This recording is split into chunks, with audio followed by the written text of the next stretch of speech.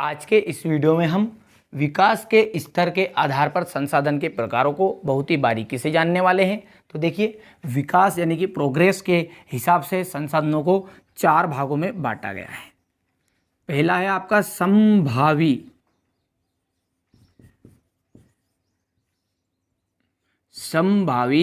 संसाधन। अब इनकी परिभाषाएं भी हम देखेंगे आगे, पहले नाम अच्छे से देख लेते हैं।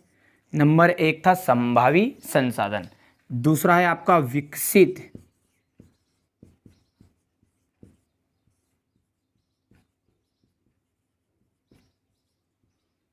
तीसरा है आपका भंडार संसाधन,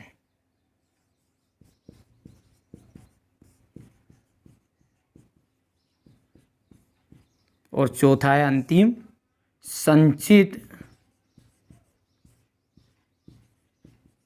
कोष संसाधन। अब इनकी हम बहुत ही बारीकी से परिभाषा देखने वाले हैं। देखिए, संभावी किन्हें कहेंगे? जिसकी संभावना हो, अर्थात कोई भी प्रदेश है उसमें कोई भी संसाधन वस्तुएं उपलब्ध है। देखिए, संसाधन किसे कहते हैं? वे सारी वस्तुओं को संसाधन कहते हैं कि जो हमारी आवश्यकता की पूर्ति करती है। ठीक है। अब संभावी यानी किसी प्रदेश में उपलब्ध तो है, मौजूद है, विद्यमान है। तीनों शब्द एक ही है, विद्यमान,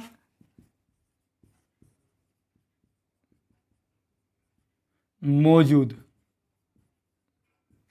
जो किसी प्रदेश में क्या हो? विद्यमान हो, अर्थात मौजूद हो, लेकिन जिनका उपयोग अभी नहीं हो रहा है, ऐसे संसाधनों को हम संभावी संसाधन कहते हैं। जैसे पवन ऊर्जा या सौर ऊर्जा। अब आप बोलेंगे कि पवन ऊर्जा और सौर ऊर्जा का तो उपयोग हो रहा है। हाँ, हम भी बोल रहे हैं कि हो रहा है, लेकिन बहुत कम।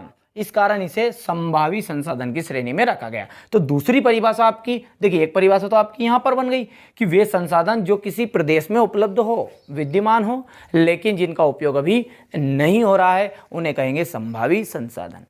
दूसरी परिभाषा क्या कहेंगे?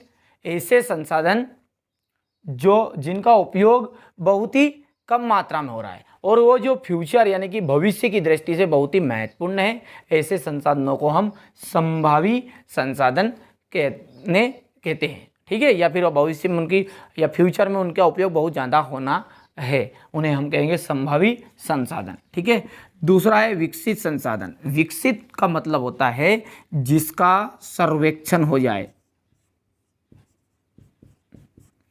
मतलब जिसका सर्वे पूरा हो जाए। सर्वे आप समझते हैं, जैसे जब हम जनता का सर्वेक्षण किया जाता है तो उसमें क्या होता है? सर्वे किया जाता है एक। ठीक है। इसी तरह जो संसाधन है, ऐसे संसाधन जिनका क्या हो जाए? सर्वेक्षण हो जाए, और जिनकी मात्रा, वर्ड पकड़ेगा, परिभाषा अपने आप समझ में आएगी, और गुणवत्ता। ऐसे संसाधन जिनका सर्वेक्षण हो चुका हो तथा जिनकी मात्रा और गुणवत्ता निर्धारित की गई हो या की जा चुकी हो, ऐसे संसाधनों को हम कहेंगे विकसित। यानी उसका पूरी तरह विकास हो गया है, उसका सर्वेक्षण भी हो गया, उसकी मात्रा का भी निर्धारण हो गया, उसकी गुणवत्ता का भी निर्धारण हो गया। ऐसे संसाधनों को आप कहेंगे विकसित संसाधन। जैसे पेट्रोलियम, पश्चिमी क्षेत्रों में जो पेट्रोलियम है, ठीक है, ये हो गया इसका उदाहरण। सारे के नोट्स आपको उपलब्ध कराए जाएंगे। ठीक है। संभावी संसाधन में आ गया पवन ऊर्जा और सौर ऊर्जा, और इसका उदाहरण है पेट्रोलियम। अब आएगा आपका भंडार। क्या है? भंडार। भंडार संसाधन किन्हें कहेंगे? ऐसे संसाधनों को भंडार संसाधन कहा जाता है कि जिनका हमें पता है कि ये संसाधन हमारे पर्यावरण में उपलब्ध है, वातावरण में उपलब्ध है। जैसे उदाहरण से समझिए, जल। यहां पर ये जो जल है, ये हमारे वातावरण में उपलब्ध है, हमें पता है। किससे बनता है? Hydrogen plus oxygen. सबको आता है ये चीज कि पानी यानी कि जल किससे बनता है? हाइड्रोजन और ऑक्सीजन से।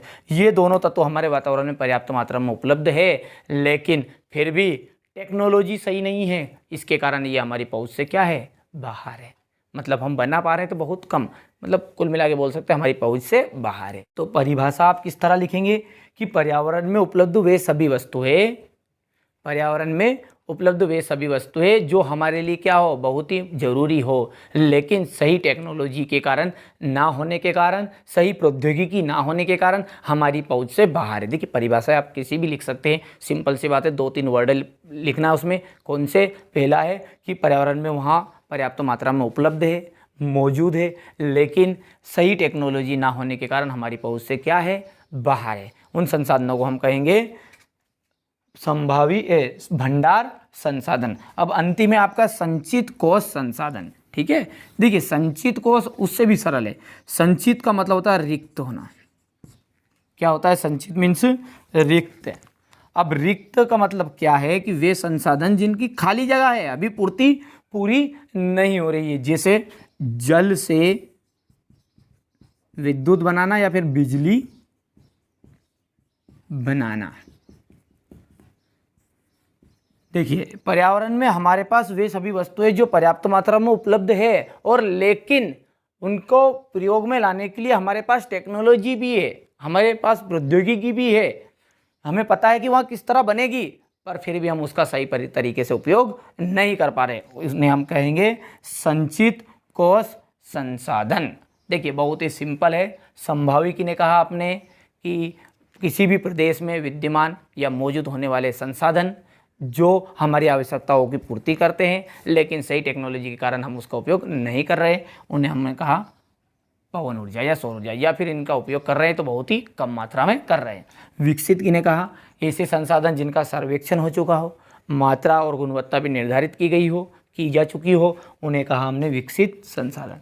भंडार संसाधन, पर्यावरण में उपलब्ध वे सभी वस्तुएं जो हमारी आवश्यकताओं को पूरा करती है या कर सकती है, लेकिन सही टेक्नोलॉजी ना होने के कारण वह हमारी पहुंच से बाहर है, जैसे हाइड्रोजन से, और कुल मिला के बात है जल बनाना। ठीक है, पानी बनाना किससे बनेगा? हाइड्रोजन और ऑक्सीजन से। संचित कोष, देखिए भंडार की और संचित कोष की डेफिनेशन एक ही तरह की। इसमें क्या बोला हमने कि पर्यावरण में उपलब्ध वे सभी वस्तुएं जो हमारी आवश्यकताओं को पूर्ति कर सकती है, लेकिन हमारे पास उसकी टेक्नोलॉजी नहीं है। यहाँ पर हम बोलेंगे कि पर्यावरण में उपलब्ध वे सभी वस्तुएं जो हमारी आवश्यकताओं को पूरा कर सकती है, और उनको प्रयोग में लाने के लिए हमारे पास टेक्नोलॉजी भी है, लेकिन फिर भी हम इसका बड़ी मात्रा में उपयोग नहीं कर पा रहे। उसे हमने कहा संचित कोष, यानी उनकी जगह क्या है? अभी खाली है।